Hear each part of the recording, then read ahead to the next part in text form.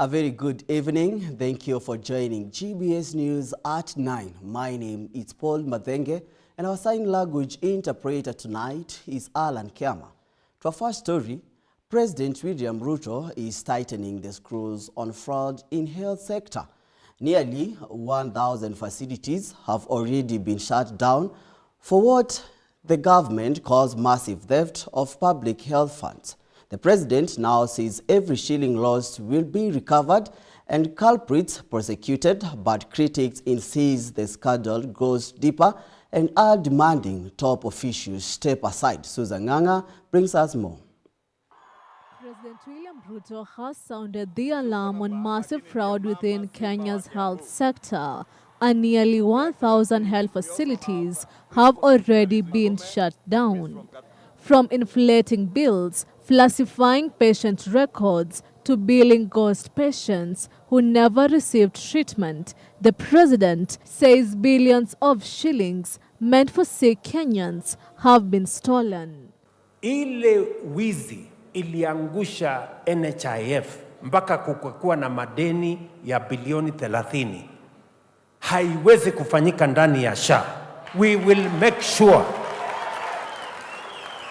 the digital system, the digitization process of SHA is what is making us to detect all the fraudulent claims, all the ghost hospitals, and all the fake patients that are attempting to carry out fraud in our health sector. The crackdown follows a forensic audit by the new Social Health Authority, which has digitized the health system to flag suspicious claims. Already, claims worth more than 10 billion shillings have been rejected, while another 5 billion remains under investigation. The Ministry of Health has already suspended dozens of health officials linked to the scam, saying they will face disciplinary action. Our intensified fight against fraud resulted in the closure of 728 non-compliant facilities. And Kenyans are aware. We can share with the media. We have shared with you before. And the downgrading of another additional 301 facilities by our regulator, KMPDC. And I think Dr. Kariuki is here. I think he was here. He must have left him nervous. He's here. So he has downgraded 301 facilities by our regulator.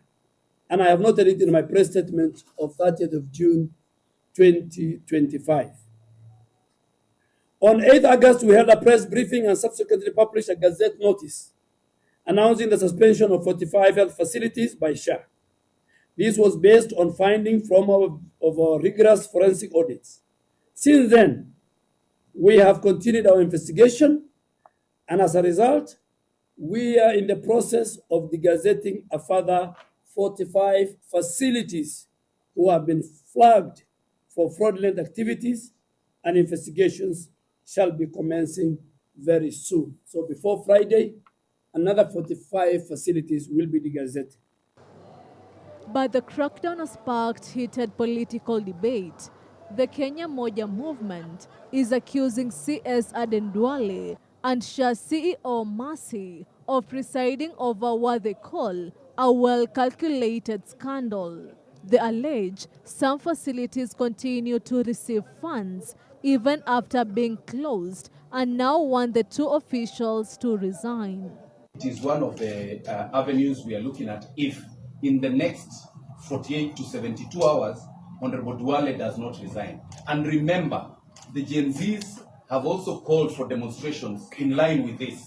And we have come here to inform them that Duale and his associates and the surrogates of State House that have been involved in this should not hoodwink them and divert their attention. The chief architects of this scheme are Honorable Duale and the people in State House. Still, President Ruto insists SHA will deliver on its mandate under universal health coverage, saying Healthcare is no longer a privilege for the rich, but a right for every Kenyan. Tunataka afya iwe haki ya kila Mkenya, bila ya kujali ako na pesa ama hana pesa. Sikizeni watu wa Kiambu. Health can no longer be a privilege for those who can afford. It must be a right for every citizen because it is documented in the Constitution. Susan Nganga, GBS News, Nairobi. Moving on, President William Ruto says his administration is firmly on track to deliver the transformation it promised Kenyans. Speaking at State House, Nairobi, while meeting grassroots leaders from Kiambu County, the president outlined key achievements over the past 3 years. He pointed the reforms in healthcare, including the rollout of the Social Health Authority to replace the troubled NHIF, which he said will guarantee every Kenyan access to medical care. Ruto also highlighted major development projects in Kiambu, among them 30 new modern markets, 15,000 housing units, and the construction of a 10,000-seater stadium in Thika town. Let's have a listen. In fact, the largest network ya barabara in Kenya, in one single county, is in Kiambu County. Mau Mau peke yake. Mau Mau, barabara za Mau Mau ni 240 kilometers. My commitment kwenu, nataka munisikize vizuri, hiyo barabara yote ya Mau Mau nilikuta ikiwa 20%. Sawa sawa? Sasa tumesukuma nyingi, imepita 50%. Ile kitu mimi nataka niwahakikishie ni kwamba hizo barabara zote 240 kilometers, sasa niko na pesa ya kusikamilisha hiyo barabara zote. Kuna hospitali ya watu wa Githunguri, si ni kweli? Nilituma waziri juzi, akanipatia report. Hiyo hospitali mimi nimeamurisha watu wa military wakamilisha hiyo hospitali, waweke lift, watengeneze kitchen, wamalize.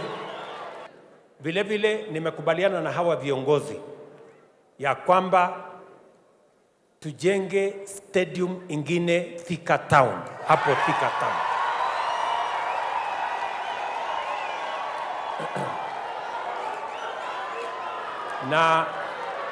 na tayari, sikizeni, hiyo stadium ni ya shilingi milioni 760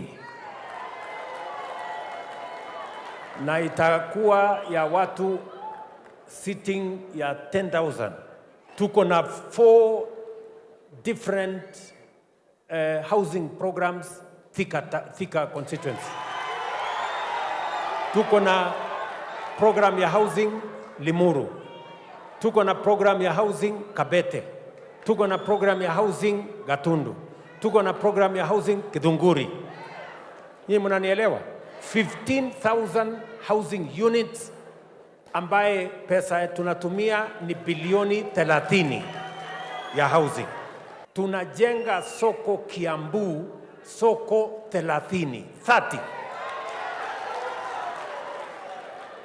Mimi nawaomba watu wa Kiambu, mulionisaidia nikawa rais wa Kenya, na waomba munikubalie niunganishe Kenya yetu iwe moja. Hebu nione wale wanasema tuwe taifa moja na nchi moja.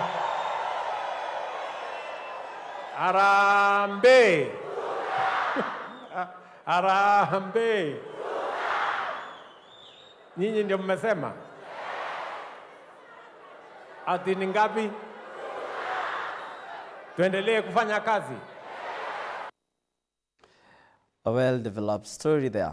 And now, First Lady Rachel Ruto has donated hundreds of school uniforms to pupils at Testai Primary School in Nakuru County in an initiative aimed at improving the learning environment and encouraging schools' attendance. Here is more on the story.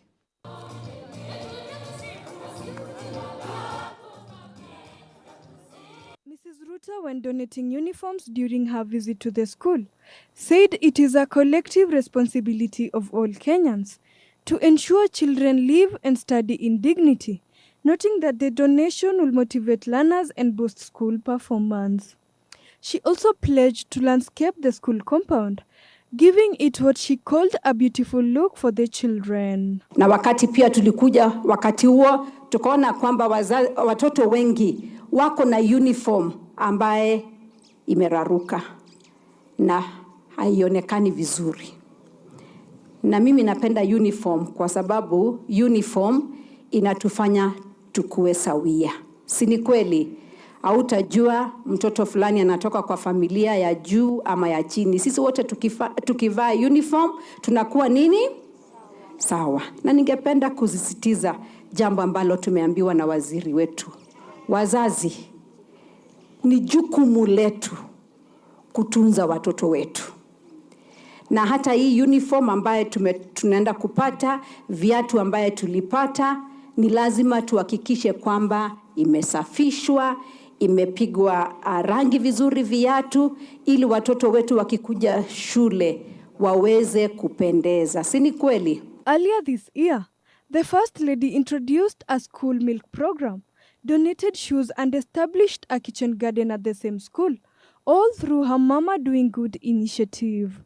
The event was attended by Gender, Culture, Arts and Heritage Cabinet Secretary Hannah Cheptumo, Rongai MP Paul Chebor, and Nakuru Deputy Governor David Kones, among other leaders. Mrs. Cheptumo used the occasion to caution perpetrators of child abuse and female genital mutilation, urging parents to play their role in protecting and nurturing children. But as parents, let us do our part. Sana sana, watoto wenye wako wadogo sana. Ensure that they sleep well, ensure that they eat well, ensure that you take care of their health. Waoge vizuri, mumepewa uniform, hakikishe mumeosha, isikauke vizuri, ndio watoto wakuwe na afya. We want to make sure that all children are taken care of, irrespective of how they relate with the society or how they were created. We are all complete before the eyes of God. But for those who are wale wanadhulumu watoto, ningependa kuchukua nafasi hii kukemea mtu yeyote ambaye anadhulumu watoto wa Kenya. Watoto wa Kenya ni watoto wetu sisi wote. So mambo ya kusaka msaizi watoto, hiyo tumekataa. Mambo ya kudhulumu watoto wasichana kwa vijana, I know you know what I'm saying. Please, may it come to a complete stop. MP Chebor proposed renaming the school Rachel Ruto Testai Primary, while Deputy Governor Kones described the First Lady's program as an inspiration to leaders and communities across the country. The First Lady's initiatives are expected to expand to more schools nationwide, with a focus of nutrition, safety and quality education for children. Molin Rono for GBS News. And now, Kericho Governor Eric Mutai is back before the Senate for the second time in under a year, as day one of his impeachment trial kicks off in plenary. Mutai faces charges of gross misconduct, abuse of office, and irregular procurement involving over 85 million Kenya shilling. His legal team, led by the senior counsel Katwa Kigen, has challenged the validity of the county assembly's vote, arguing it failed to meet the constitutional two-thirds threshold. Ibrahim Said has more on that developing story. Kericho Governor Eric Mutai has pleaded not guilty as day one of his Senate impeachment trial begins. He faces charges of gross misconduct, abuse of office, and irregular procurement involving millions in county funds. His legal team, led by senior counsel Katwa Kigen, argues that the county assembly's vote was unconstitutional and failed to meet the required two-thirds threshold, rendering the impeachment invalid. That there were 3 MCAs who voted twice. That is Honorable Rogon Kiprotich, who is the mover of the motion. He voted twice. Not only is it reflected in the audit report, he also is on audio as telling one of the people he voted for that, please let me give you some money in exchange to you indicating my having voted for you. The other one is Honorable Moses Rotich, who voted twice. The governor used his opening statement to accuse County Assembly Speaker Patrick Mutahi of political instigation, claiming the impeachment was a calculated move to unseat him and pave the way for the Speaker to assume office. In Kericho is a well-orchestrated conspiracy, political conspiracy, to remove the governor of Kericho. One is for political interest and political expedition.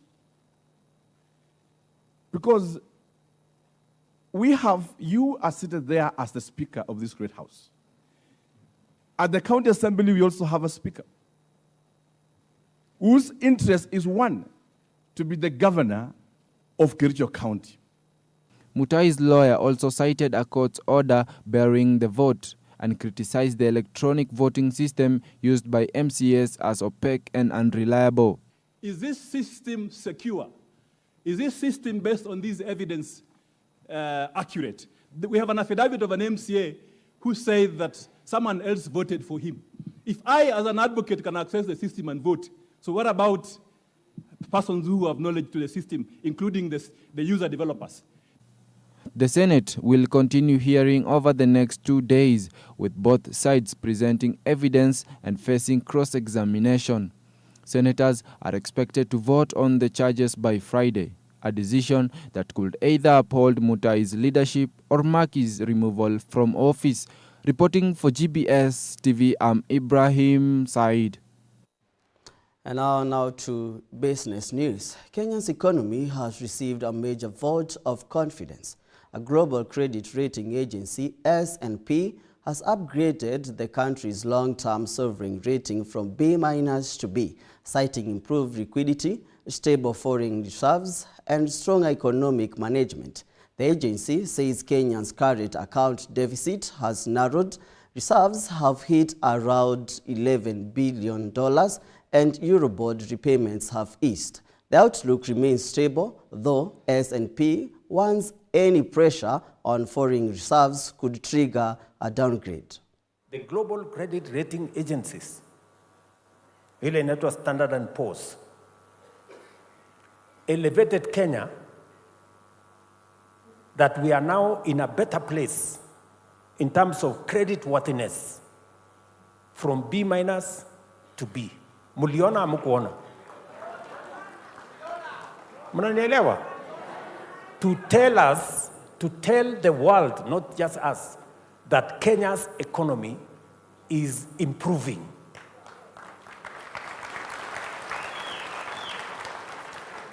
So that was the first responsibility that I had to do, because if our economy is not doing well, kama hatujasimamia uchumi wa Kenya vizuri, everything else is undermined. We cannot make progress. So that's the first thing I wanted to tell you, the people of Kiambu, as I tell the people of Kenya. Because that is the responsibility of the leader you choose.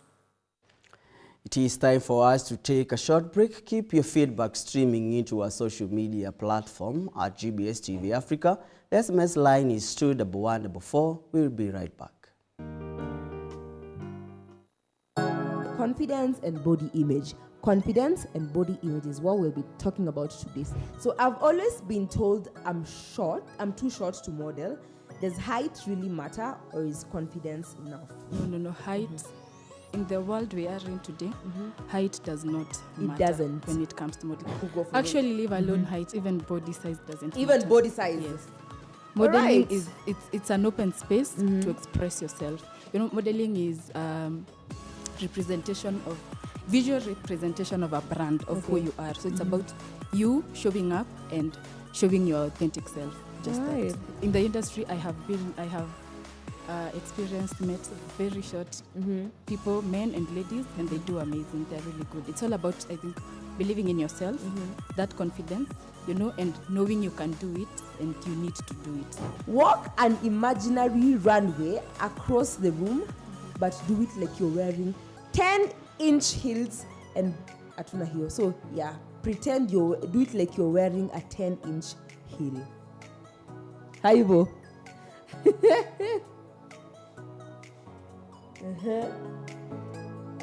Tuende kazi. Haya, makofi kwake.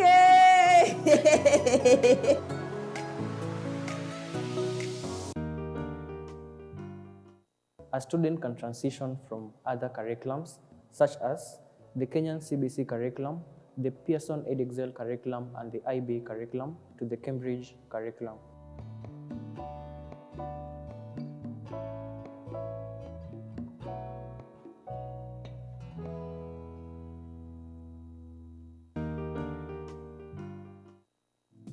Today, it's that day that I would like us just to have that conversation on monthly matters.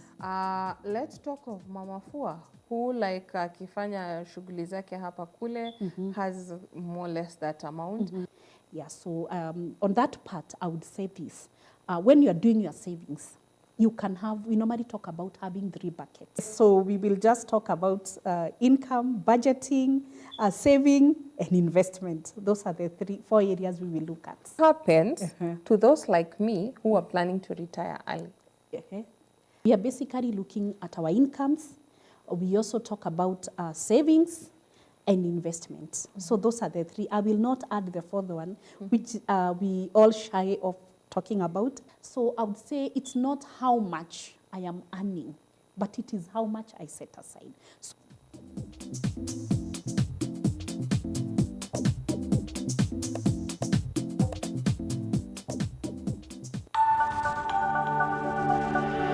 everywhere, GBS.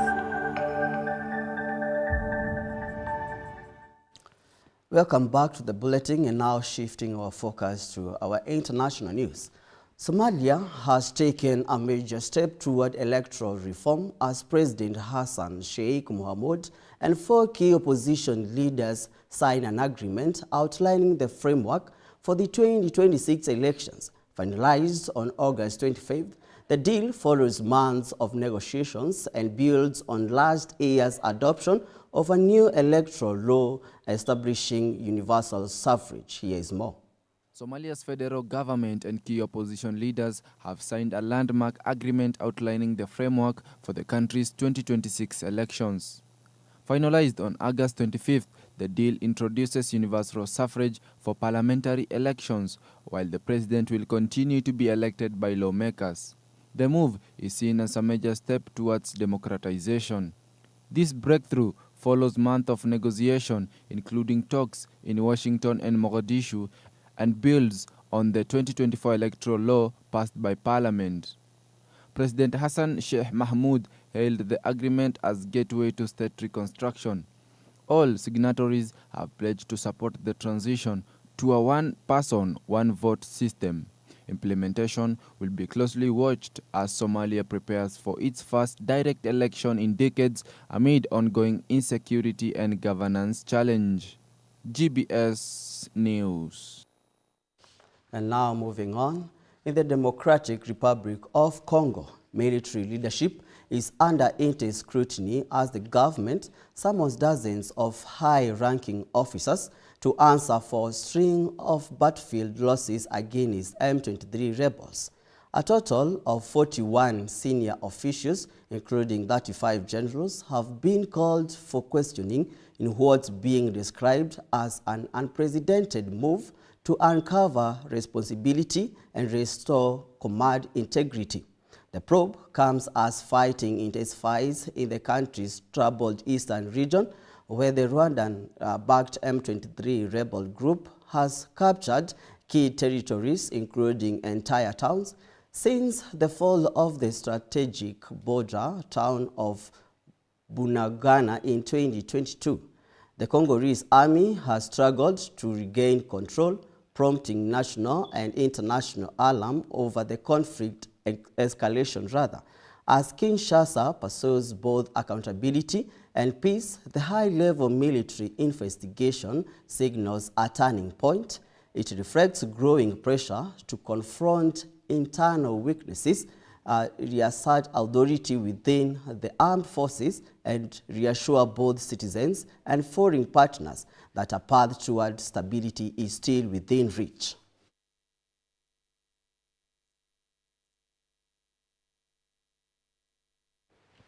And now, in a major push to boost regional trade and infrastructure, Egypt has announced a $500 million project to build a 1,700-kilometer corridor stretching from the Red Sea to Chad via Libya.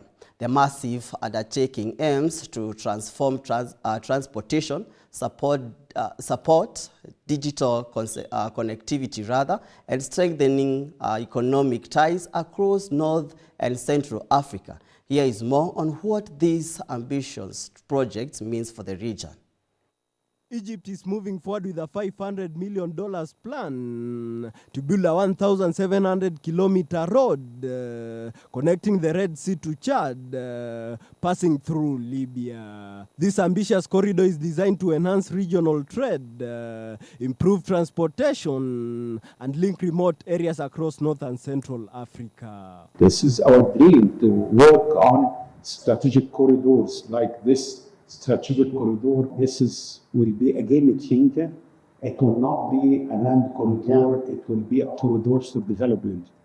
It will be for interconnectivity, for internet, for fiber optics, for land routes to move livestock from Chad easily to Egypt, or to have all exports from Chad to our port on the Red Sea. One of the main impediments for promoting trade and investment is the lack of transportation. Egypt's Foreign Affairs Minister says the corridor reflects a broader vision to boost economic growth, strengthen regional ties, and lay the foundation for a more connected and prosperous Africa. This road complements Arab-African trade connectivity through land and railroads. Libya is working to connect Sirte City to Chad and Niger by train. These projects could curb illegal migration through bringing European investments in these connectivity networks. Egypt, as a partner with its experience, will bring many job opportunities. More than just a road, the project will support the transport of livestock and enable the rollout of vital infrastructure like internet and fiber optics, helping bridge the digital divide and fuel development in undeserved regions. The economic prospects of this project are numerous: to enrich regional economic cooperation, to boost cooperation with African countries. It will develop logistical services, enhance wider trade flow between these countries, exchange of services, transfer of technology between Egypt and these countries will be facilitated. The road will also help in capacity building and ease movement of labor between these countries. Elvis Muyodi, GBS News. Now moving on, peace talks are underway in Doha between the Democratic Republic of the Congo and the Rwandan-backed M23 rebel group. The two sides are trying to implement a Qatari-brokered truce signed last month, despite ongoing fighting in North and South Kivu provinces that was displaced millions. Now, the talks focus on a three-phase peace plan proposed by Qatar, which includes a ceasefire monitoring mechanism and a prisoner exchange. The United States and the International Committee of the Red Cross are also included. But Belgium's foreign minister says President Felix Tshisekedi is unhappy with the current proposal. Both Kinshasa and the M23 accuse each other of violating the ceasefire. The M23 remains the most powerful rebel group in the region, and their recent offensive near Goma left scores dead. The UN continues to call the crisis one of the world's most serious humanitarian emergencies.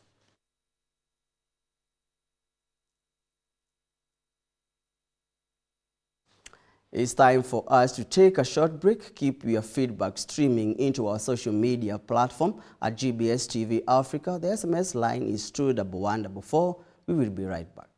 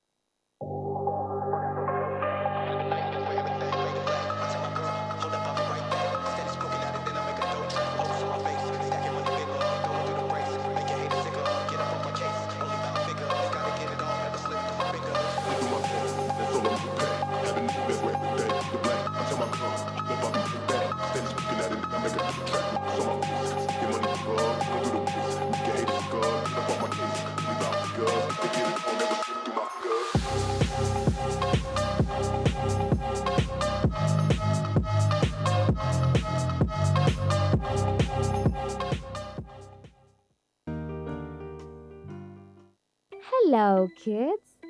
Did you know a year has 31,557,600 seconds? Why do you think so? Exactly. There are 60 seconds in a minute, 60 minutes in an hour, 24 hours in a day, and 365 and 25 days in a year.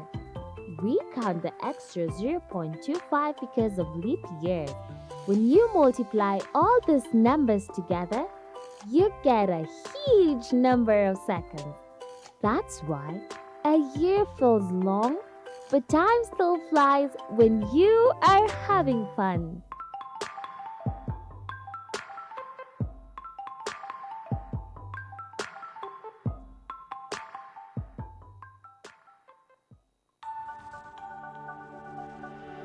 Everywhere, GBS.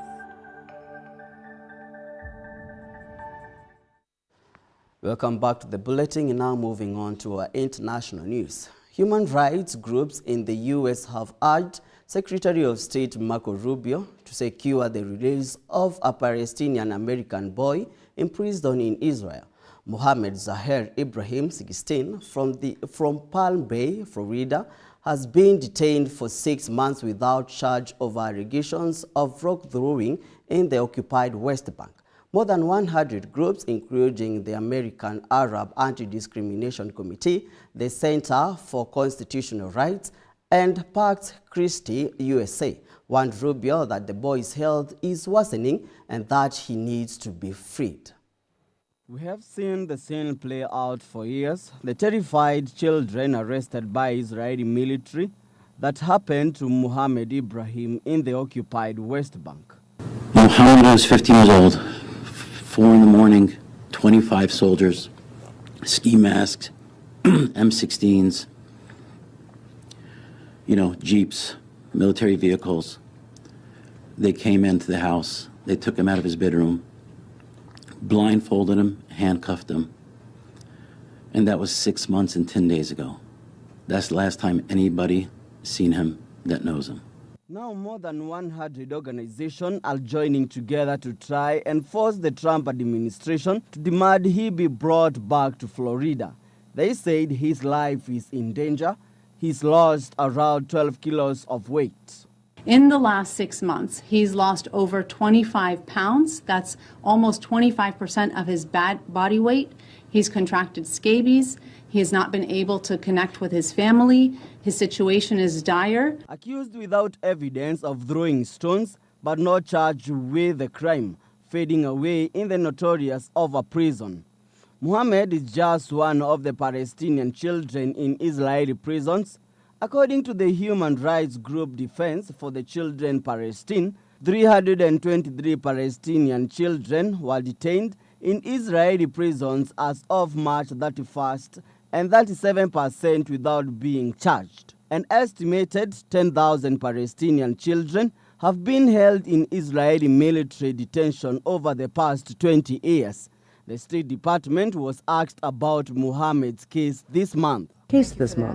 I'm not, as we've had to say before, going into the details of actions we're taking diplomatically, what negotiations might exist. We certainly are aware of those reports, and there's really no higher concern for the State Department than the safety and well-being of American citizens. From Muhammad's family, this is just another tragedy. Saif Musalet was beaten to death by settlers in July.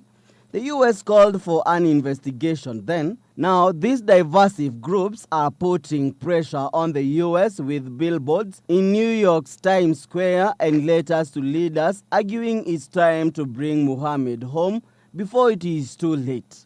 Reporting for GBS TV, I'm Paul M. Minor.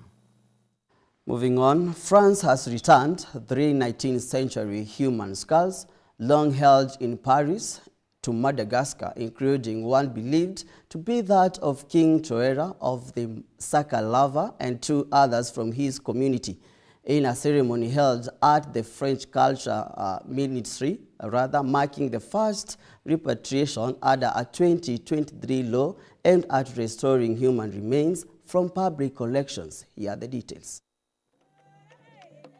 The skulls returned to Madagascar by France were among the remains stored at the Museum of National History in Paris, since they were seized during France's colonial rule in Madagascar in 1897. France Culture Minister Rachida Dati described the return as an historic event, saying it symbolized the closure of a historical, scientific and memorial process between the 2 nations. This restitution policy is about healing and remembrance, joining together remembrance and culture, and taking a very lucid view of the past. This policy also calls on France to take a fresh look at our national collections, their history and their composition. Madagascar's Culture Minister Volamiranti Donamara acknowledged the emotional importance of the return, stating that the skulls are the invisible and indelible link that unites their present to their past.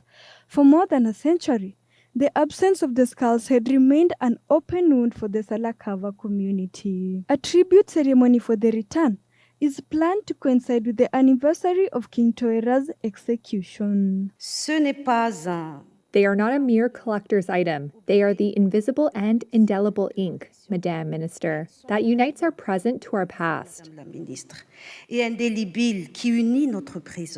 Their absence has been, for more than a century, 128 years, an open wound in the hearts of the Big Island, and particularly of the Sakalava community of Menabe. De la Grande Île, et particulièrement de la communauté Sakalave de Menabe. Madagascar's government will hold a formal tribute, honoring the returned remains and allowing the nation to reclaim parts of its history and identity. This high-profile restitution may set precedents for similar actions, as France continues to implement its laws facilitating the repatriation of human remains to former colonies. Molin Rono for GBS News. And now, the United Nations Human Rights Office is condemning the killing of journalists in Gaza, calling it a shocking and unacceptable pattern of attacks. Speaking in Geneva, spokesperson Tamim Al-Hitan said at least 247 Palestinian journalists have been killed since October 2023, stressing that those responsible must be held to account.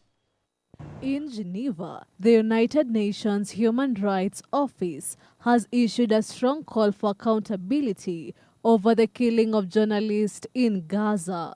Speaking to reporters, spokesperson Tamim Al-Hitan said the deaths should not leave the world in stunned silence, but push for action, justice, and accountability. The killing of journalists in Gaza should shock the world, not into stunned silence, but into action, demanding accountability and justice. The spokesperson reported that the Israeli military launched multiple airstrikes on the Nasir Medical Complex, including 2 strikes in quick succession. We can say that the Israeli military reportedly launched multiple airstrikes on the Nasser Medical Complex, and there was 2 airstrikes in a short period of time. Calling the incident shocking and unacceptable, Al-Kitan said such attacks and the killing of civilians, including journalists, must be thoroughly and independently investigated. This is a shock, and this is unacceptable. We know that the Israeli army has announced that there will be an inquiry. This incident and the killing of all civilians, including journalists, must be thoroughly and independently investigated, and justice must follow. According to UN Human Rights Office, at least 247 Palestinian journalists have been killed in Gaza since October 7, 2023. We have seen and documented many attacks on journalists, which are unacceptable. At least 247 Palestinian journalists have been killed in Gaza since the 7th of October 2023. Al-Kitan stressed that journalists are the eyes and ears of the world and must be protected. Susan Nganga, GBS News. And now it's time for your most favorite segment of the show, the sports news. Let's get sporty.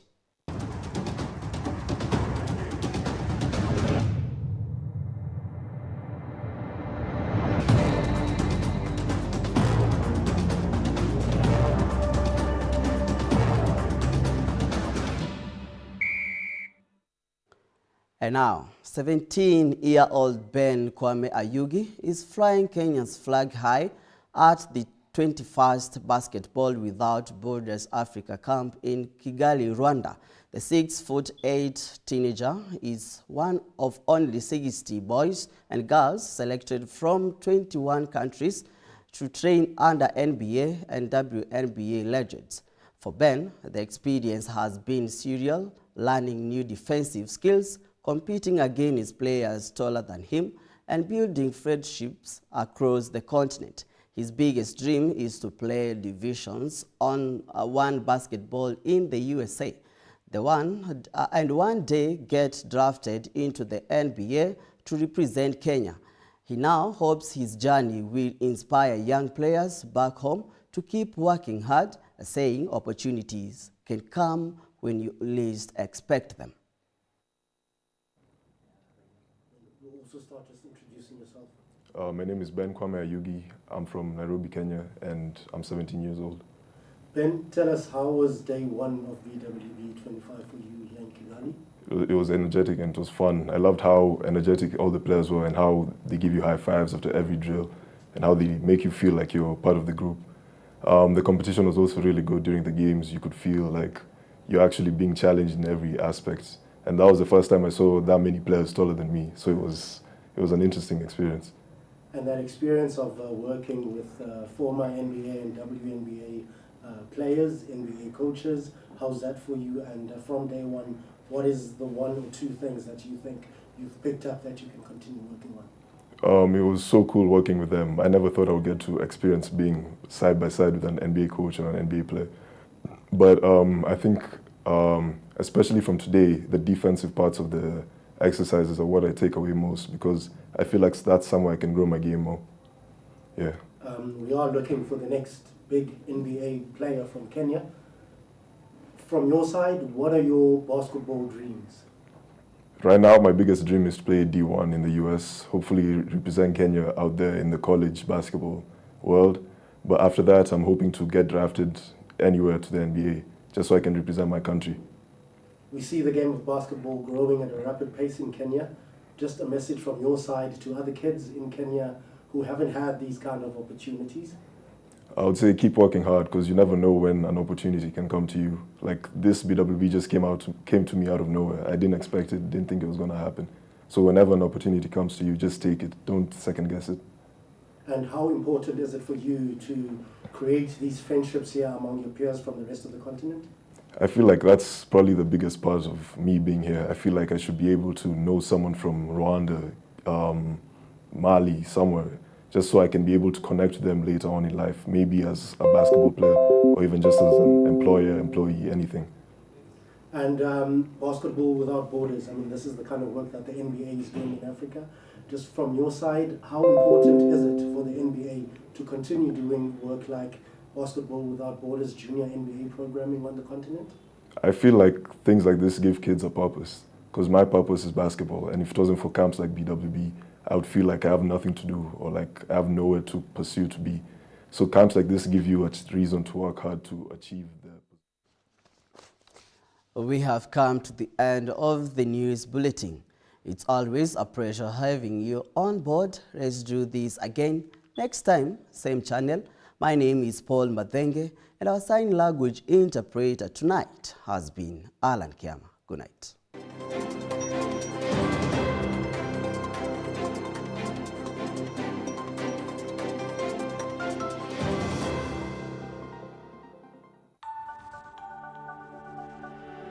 Everywhere, GBS.